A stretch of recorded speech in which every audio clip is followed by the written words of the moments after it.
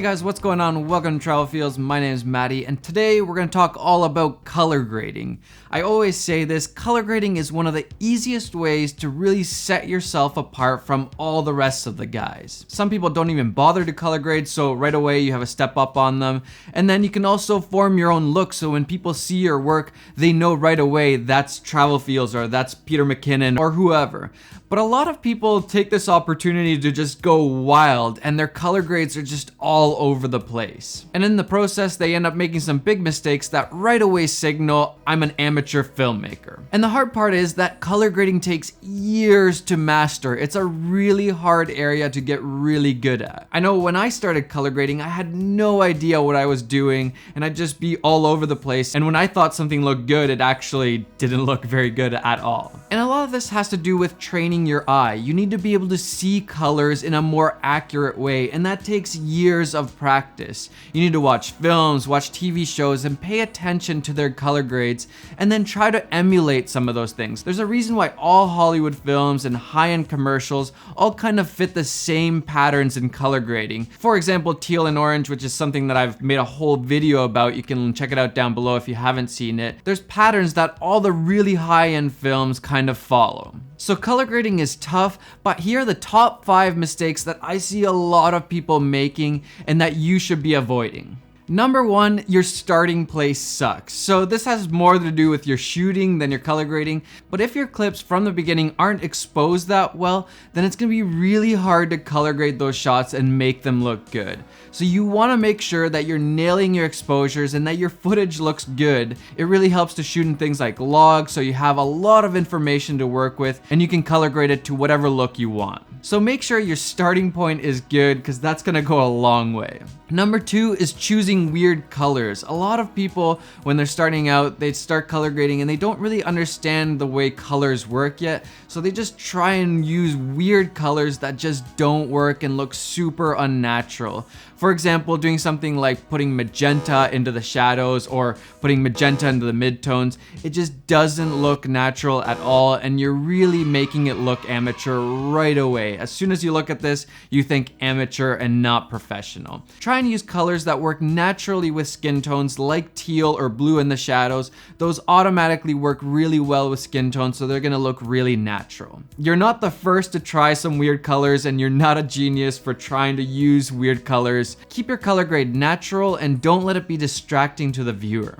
Number 3 is going Oompa Loompa, and if you haven't seen Willy Wonka or Charlie and the Chocolate Factory, you have no idea what I'm talking about. But what I mean by this is that it's great to use a LUT, but don't go overboard with the LUT. A lot of LUTs are meant to be really overpowering in the beginning, and you need to dial those down to make them look more natural. You do not want super saturated and really orange faces and just over the top colors.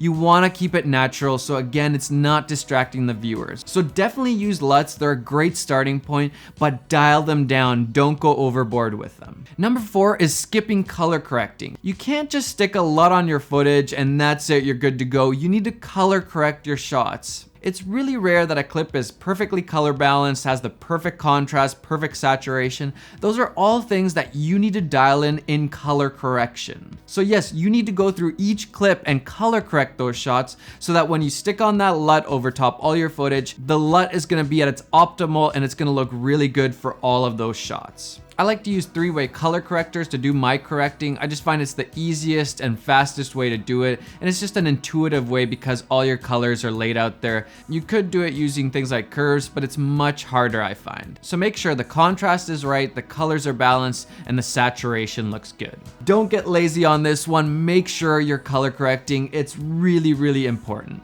And then we have number 5, which is forgetting to match your shots. You need to be going from one shot to the next and comparing the colors so they match. You want to have the same amount of contrast, saturation. The color tone should be the same. You shouldn't have one clip from the same scene that's really warm and then the next one's going to be really cool. They should all look the same if they're from the same sequence. And this applies to all your clips, but especially within one sequence. So for example, if you have one location, all those clips should have the same color grade look. And then if you go to another location, you can change the color grade up, but I would recommend sticking to a similar look for the whole video.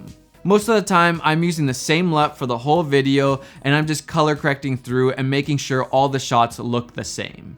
To match shots really accurately, you need to be using scopes like vector scope and waveform. Scopes give you a scientific way of looking at colors and contrast so that your eyes aren't tricking you into thinking that these two clips are matched when they're not. The vector scope is perfect for looking at colors, and the waveform is really good for contrast and exposure.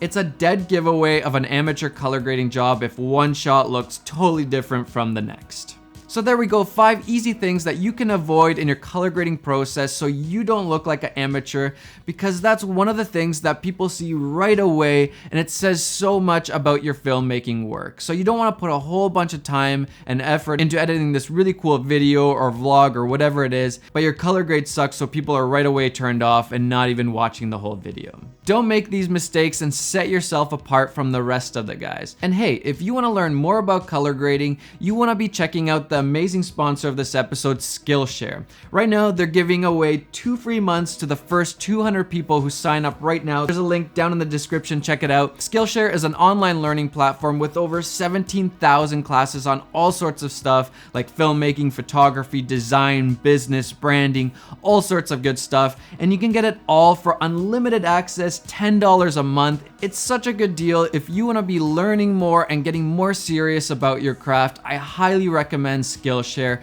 Check it out right now. There's nothing stopping you from learning more. Alright, that's it for me today, guys. I hope you enjoyed this video. Hit that like button because it really does matter. The algorithms, all that. I really appreciate every single like, every single comment on the videos. And guys, subscribe to the channel if you haven't. Join this community and let's keep learning and just going forwards in our craft. Guys, enjoy the filmmaking process and go get some of those travel feels.